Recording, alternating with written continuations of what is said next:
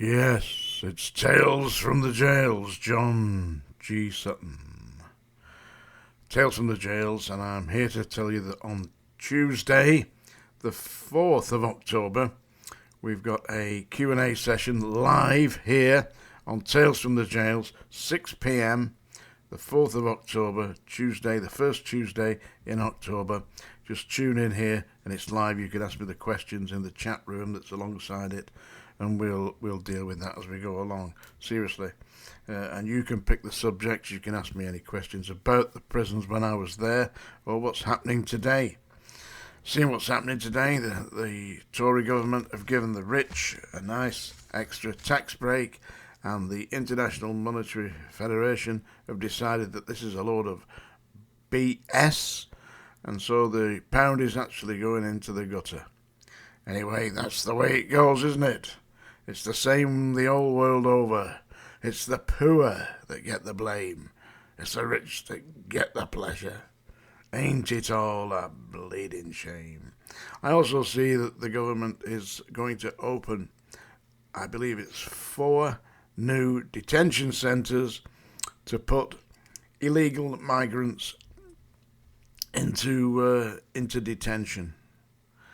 And what have they done with these detention centres? They're just advertising the tenders, so that people who run businesses like Sadorex, they can make an application to run these detention centres and make some profit out of the miserable lives of the poor people who have tried to escape from poverty, war, despair and torture.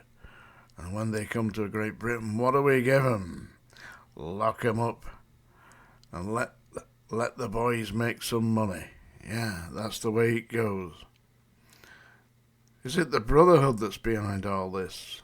Very, very likely. I mean, did you see the way they jumped on the COVID-1984 wagon? Oh, by the way, it's 1984. Yeah, that was an allusion to the book by George Orwell. And COVID-1984 is the way I saw it. The population were being controlled. And it was part of control. I mean, you could see it. I don't know if you know anything about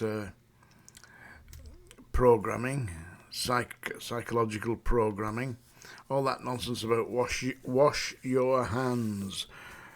8 times a day, wash your hands. Yeah? All that you're doing there, ladies and gentlemen, all that you're doing there is getting it into your head that you're under control and Big Brother is watching you. I noticed that Big Brother wasn't watching Boris Johnson. Did you notice that? Yeah, he was able to get the old Bollinger out. And that's not the Bollinger in his underpants, by the way, ladies and gentlemen. That's the Bollinger you get in a bottle. Expensive champagne. A bit like Cristal. I quite like Cristal. If you've ever had champagne, Cristal is quite palatable. Some of the stuff you get, the cheap stuff, is a bit vinegary. I'm not keen on that. I don't drink champagne as a rule, generally. If I'm going to somebody's wedding or something like that, yeah, I probably will. Less so these days. And you don't tend to drink champagne at funerals, do you?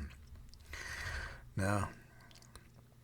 I saw that funeral that they had for the Queen. Did you see that? Massive pomp and circumstance. All the pipers and everything, people marching around with big drums. I've had a word with my wife. Do you know what I told her? I said, I don't want anything as elaborate as that. There's absolutely no need for all them horses and pipers. Hey, I'll have a cardboard casket, yeah, wrapped in copies of the what was it? The News of the World, yeah. Oh, they don't do that anymore, do they? News of the World, yeah. They used to make the stories up, Seriously. For a time, back in the 90s, I worked with Piers Morgan, and every Tuesday they had a meeting in London at the News of the World, and the hacks, such as myself, would send up stories because you'd have a contact. Like being an agent for MI5. You'd have a contact at the News of the World and you'd send up the stories. And they'd put them forward to the group because they all sat round in a big editorial meeting. Yeah, my contact was Dawn Alford. Seriously. I had a dinner with the fake sheikh as well. Do you remember him?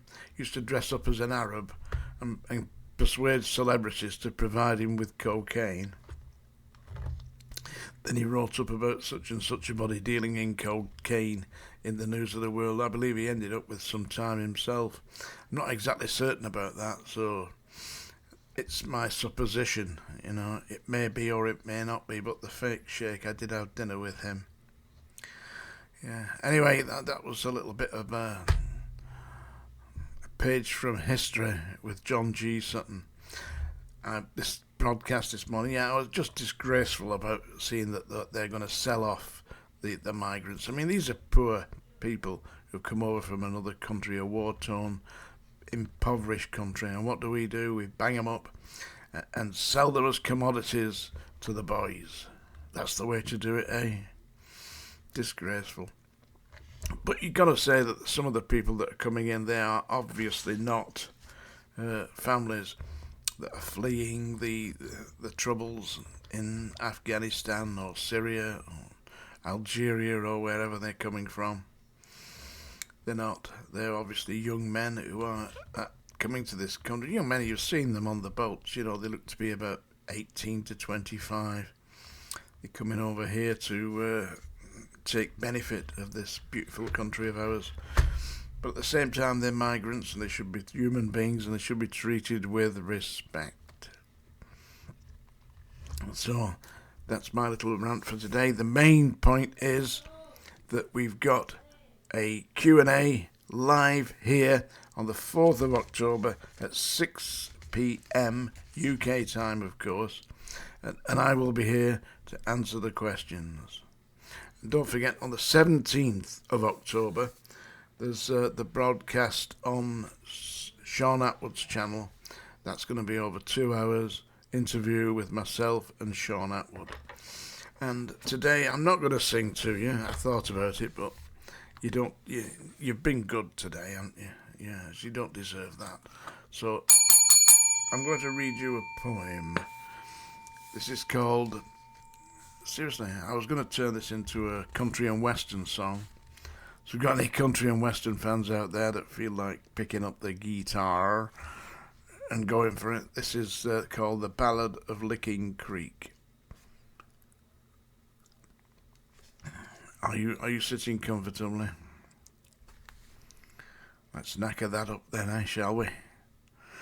I woke gone midnight, heard an owl hoot in the wood. The darkness around me, this old motel stood, faded on the highway of broken dreams, done by the fast-flowing river, the Patterson Run. In my room alone, then I reach for my gun, Appalachian mountains stretching afar, where the wilderness is waiting, but home is where you are. Take me home to where you are, there I will always be, for home is where you are, there with me. Outside in the moonlight, a distant wolf cries, that feeling of sadness, tears in my eyes. The sheriff of Licking Creek, your blood on his hands, is searching for me in this lonesome land. We held up the bank, stole the cash, and we ran. But they knew we were coming. The law was there. He shot you stone dead by my car without care. Now it's long after midnight. In the darkness I stare. I look all around me, but you are not there. Take me home to where you are. There I will always be, for home is where you are, there with me. Heard the old oak stairs creaking, someone is coming, cocked back the hammer, I've all done with running. The sheriff wants me. Taste my Colt 45. Hear footsteps approaching. Come out alive! But the Licking Creek jail will never hold me. I'll fight for my freedom, shoot to be free. The door was kicked open, his aim, it was true. Now my blood wets the floor. Soon, soon I be free. In the moonlight you're waiting, waiting for me. Take me home to where you are. There I will always be, for home is where you are, there with me. That was the Ballad of Licking Creek by John G. Sutton. Don't forget, October the 4th, 6 p.m, Q&A here live on Tales from the Jails. Thank you very much.